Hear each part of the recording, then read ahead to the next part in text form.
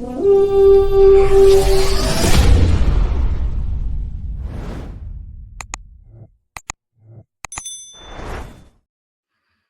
up, Viking fans? And thank you for tuning in to the Skol State of Mind podcast. As you already know, I'm your host, D Woods. Now, we got a topic that's been floating around social media for the past couple of days. I mean, we've already debunked it because it basically was bullshit. So I kind of felt it was best for me to dive a little bit deep and talk about it in length. Well, is basically was talking about the Minnesota Vikings during draft day that they basically had talks of trading Justin Jefferson, on draft day so they can try to get Malik Neighbors. Well, we all know that that wasn't true. So I said, you know, what can I do to, give you guys some real good content? This is kind of slow right now. So I put together top 5 reasons why the Minnesota Vikings cannot trade Justin Jefferson as of right now. Now, I'm going to repeat myself. These are the top 5 reasons why the Minnesota Vikings cannot trade Justin Jefferson as of right now. So let's kick it off. Number one, he's a generational talent. Now, when we say generational talent, we've seen that before. We've seen that with the likes of Andre Carter. I mean, Randy Moss, Stephon Diggs, Amar Rashad.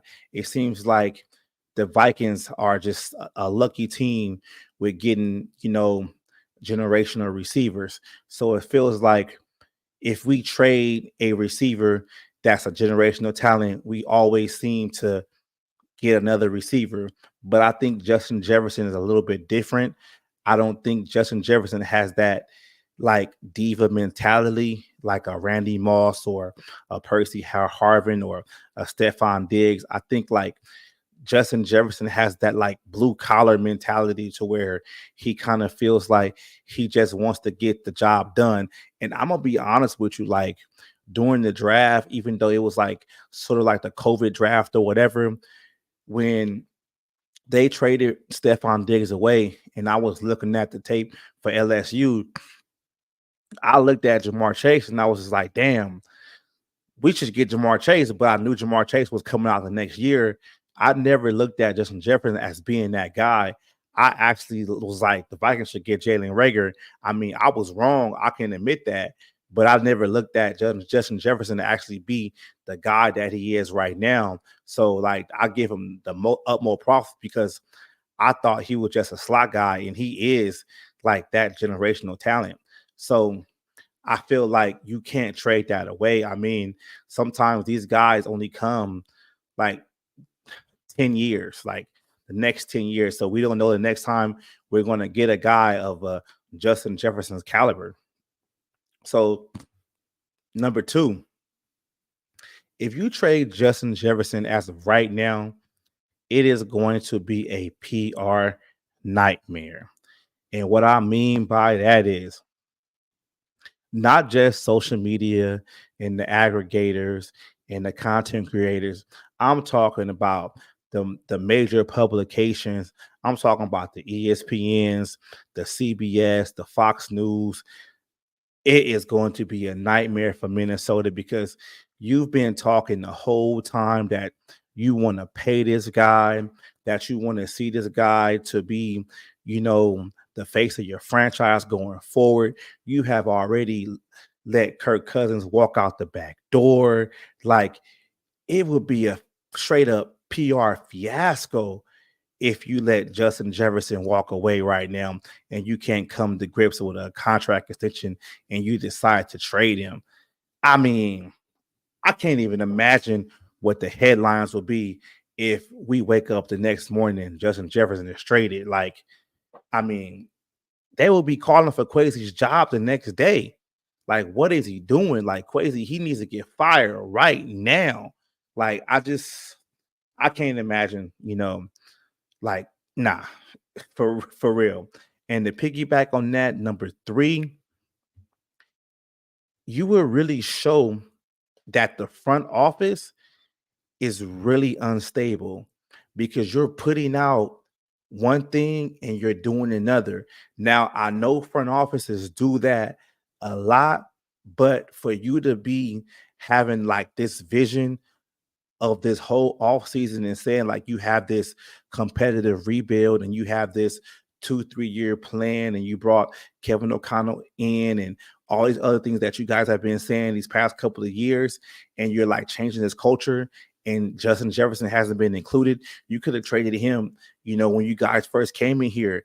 Like, you're just showing that you guys are really don't know what you guys are doing, and that make your front office look really unstable, and that makes like other guys coming in free agency look like, hey, why would I want to go to the Minnesota Vikings when they don't even know what they're doing? They don't even have a vision. Like, that's something like opposing, like upcoming free agents, like, don't want to come to a team like that. They don't want to come to a team that doesn't have a vision. Like, rookies don't want to come you know, to a team that doesn't have a vision. Like, that's real big, and that's just something like you got to have a culture.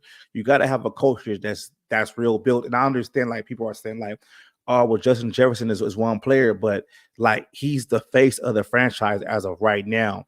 Like, yeah, we drafted JJ McCarthy, but as of right now, when you say the Minnesota Vikings, you think of Justin Jefferson.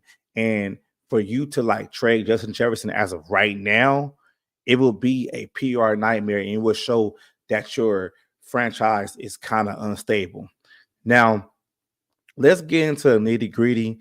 And this is why I kind of like had those three things, and I kind of went through those three things kind of fast, because this is how I really feel, and I really want to dive deep on these last two topics.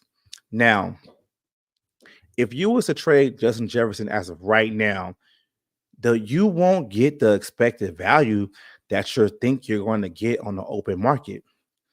If you would have traded him last year, you might could have got maybe 2 first round picks and maybe a second or a third. Because you got to think about it like this. If you trade Justin Jefferson as of right now, yeah, you might get a 1st round pick. You might. But you got to think about the team that you're trading them to. That team has to negotiate a contract.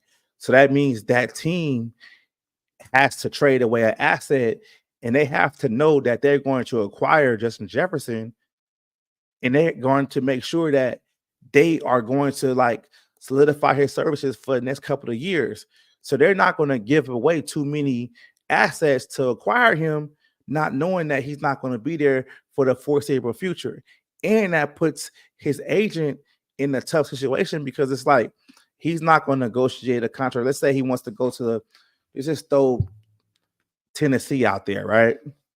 I know this is just a hypothetical situation. Like, I'm not saying he's getting traded to Tennessee. We're just using Tennessee as an example, right? If Tennessee wants to trade with Justin Jefferson right now, and the Minnesota Vikings say, "Hey, give us a 1st round draft pick and a second," Tennessee might be like, "Nah, we give you a first and a third."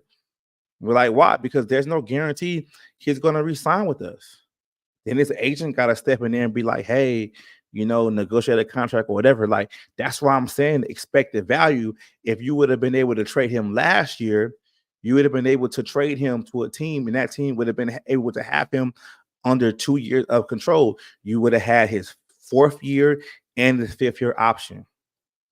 That's what I'm saying by expected value. A lot of, you know, some people out there are not even thinking about it at that aspect. A team trading for Justin Jefferson has to know that they're going to be able to sign him long term. And that's something that we got to think about.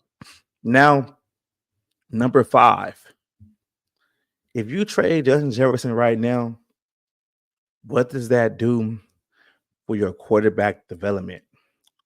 Now, the Minnesota Vikings just drafted a rookie quarterback, and they've been talking about the quarterback development this whole offseason, right?